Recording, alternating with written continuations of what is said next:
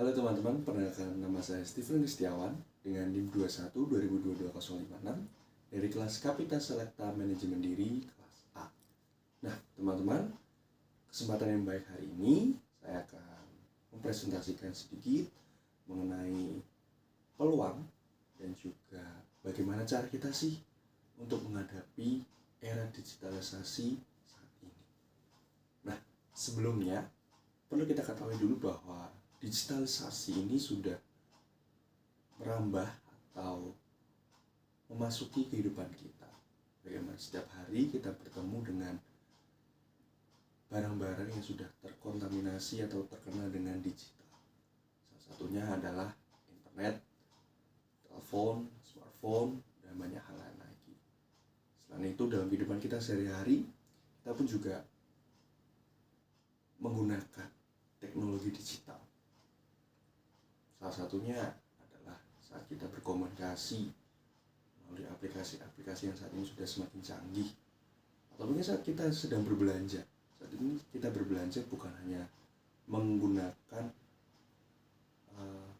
pasar secara nyata, secara real, atau pasar tradisional, pasar modern, tapi pasar yang kita gunakan, kita akses secara digital.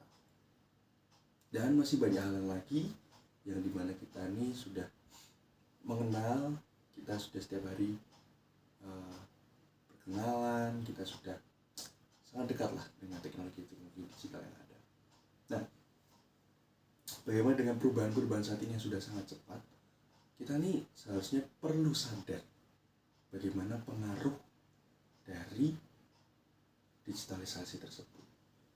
Bagaimana hadirnya digitalisasi ini menuntut setiap kita. Apakah kita ini bisa nggak untuk menyesuaikan diri dengan perubahan yang ada? Kita mau menyesuaikan diri dengan perubahan yang ada, atau kita hanya stuck di dalam zona nyaman kita? Nah, hari ini saya akan bagikan 2 langkah. Bagaimana sih cara kita untuk bisa menyesuaikan diri? Ya, menyesuaikan diri dalam menghadapi digitalisasi saat ini. Nah, yang pertama adalah perlunya rasa untuk kita untuk terus belajar. Belajar tentang hal apa sih? Ya, kita belajar untuk hal yang baru. Bagaimana kita membuka diri terhadap perubahan-perubahan yang ada dalam kehidupan kita. Bagaimana digitalisasi hadir untuk kita explore dengan hal yang baik, supaya manfaat dari digital ini bisa kita absorb, bisa kita terima, dan kita bisa share ke banyak orang. Lalu yang kedua adalah berani untuk ambil resiko, berani untuk take risk.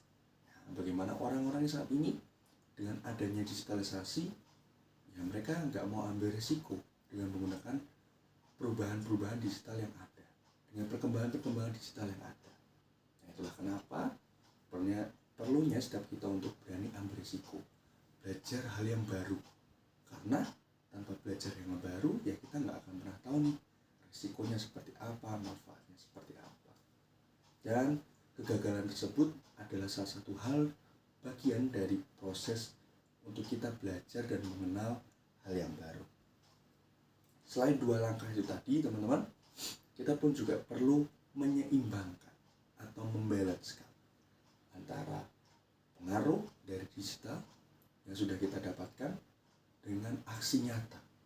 Ya, bagaimana perlu ada aksi nyata juga, jadi teman-teman.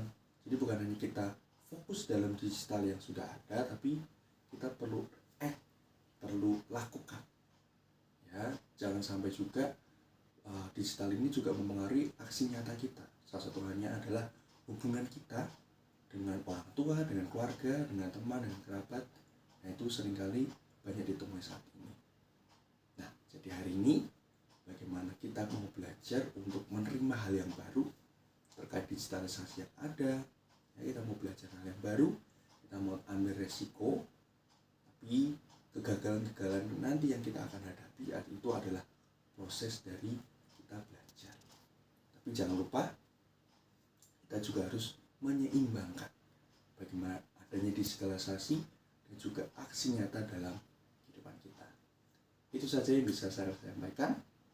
Saya mohon maaf apabila ada salah kata, dan terima kasih.